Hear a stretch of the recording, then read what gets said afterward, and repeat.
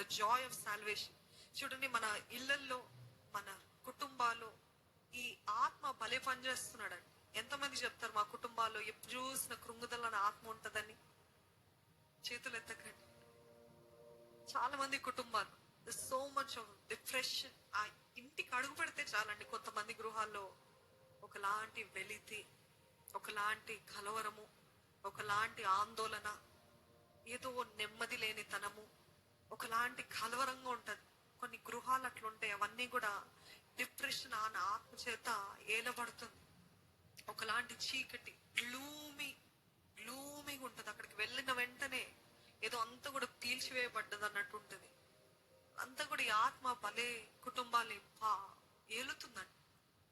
మనం గమనించాలి. అందుకనే డిస్సర్నింగ్ స్పిరిట్, ఆత్మీయ రంగంలో ఆత్మీయ నేత్రాలు తెరవబడాలి. తెరవబడితే ఏది ఏ ఆత్మ అని భలే కనిపెట్టగలుగుతాం.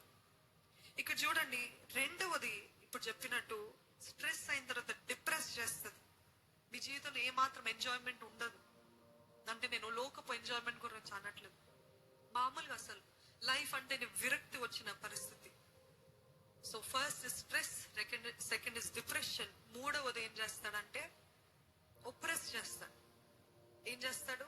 హింసిస్తాడు, బాధిస్తాడు, అణిచివేస్తాడు. ఏం చేస్తాడండి? బాధ పెడతాడు, హింసిస్తాడు, అణిచివేస్తాడు. ఈరోజు ప్రతిరోజు నాకు బాధ అండి, బయటోళ్ళు కాదు, నా లోపలనే బాధ, ఒకలాంటి హింస, ఒకలాంటి అణిచివేయబట్టం అనే ఇది నాలో పని చేస్తుంది. He's oppressing you. God will never oppress you.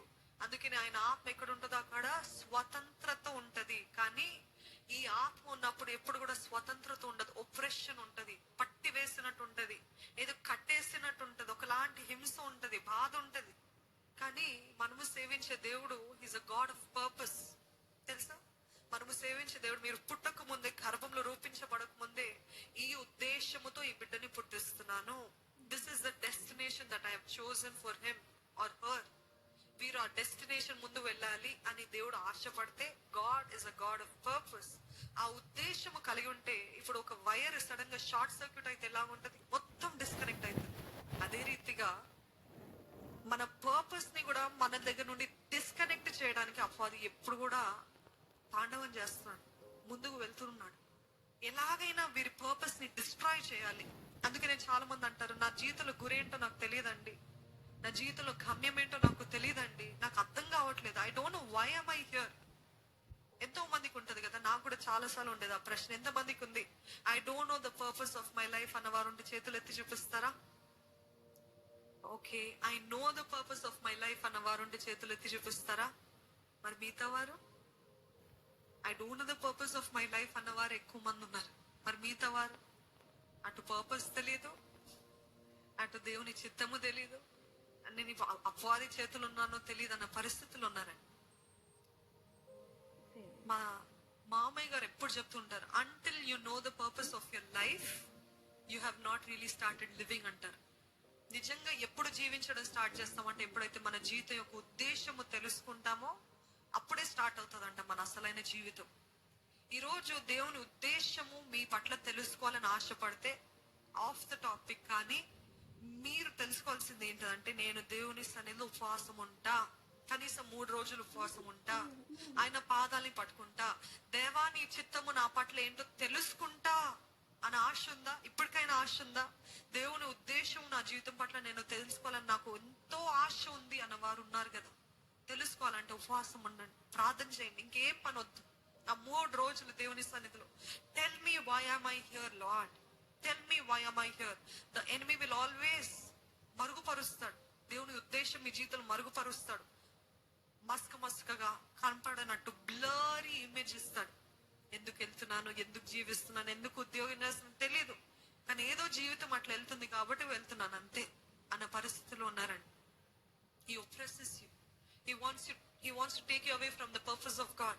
దేవుని యొక్క ఉద్దేశం నుండి మిమ్మల్ని బయటికి లాగాలని ఒక వైర్ సడన్ గా ఎట్లా ఒక పవర్ డిస్కనెక్ట్ ఎట్లా అవుతుందో, అలాగా మీ జీవితము పర్పస్ ని డిస్కనెక్ట్ చేసి తప్పుదారి అడ్డదారులు పట్టిస్తూ ఉంటాడండి.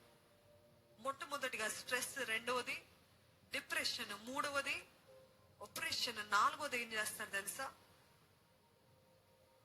డెల్యూషన్ ఇల్యూజన్, డిసెప్షన్ అంటే మాయ, మోసం. మాయ, మోసం. మాయ మోసము చేస్తాడు. ఎప్పుడు మాయ మోసం చేస్తాడు అంటే మొట్టమొదటిగా స్ట్రెస్ పొందిన తర్వాత, ఒత్తిడికి గురి చేసిన తర్వాత, ఒత్తిడి అయిన వెంటనే డిప్రెషన్ కి వెళ్తాము. ఒత్తిడిలోనే డిప్రెషన్ కి వెళ్తాం, కృంగుదల్లో ఉంటాము. కృంగుదల్లోనే ఒప్రెస్ అవుతుంటాం, హింసించబడతాం, అణిచివేయబడతాము.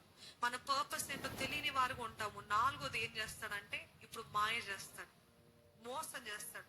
ఇప్పుడు వీక్ అయ్యాం కదా, will become really week in the spirit, vulnerable గా అయిపోతాం. అట్లాంటి పరిస్థితుల్లో ఆ వీక్ గా ఉన్నప్పుడు అప్పుడు ఈ మాయలు తెస్తాడు, ఈ మోసాలు తెస్తాడు, అబద్ధాలు తెస్తాడు. నువ్వు బ్రతకడము వేస్ట్, నువ్వు చచ్చిపోతే మేలు, వాళ్ళందరూ నీ శత్రువులు. ఇవన్నీ మాటలు వినబడుతుంటాయి కదండి మనకి చాలా సార్లు. This is called deceiving spirit.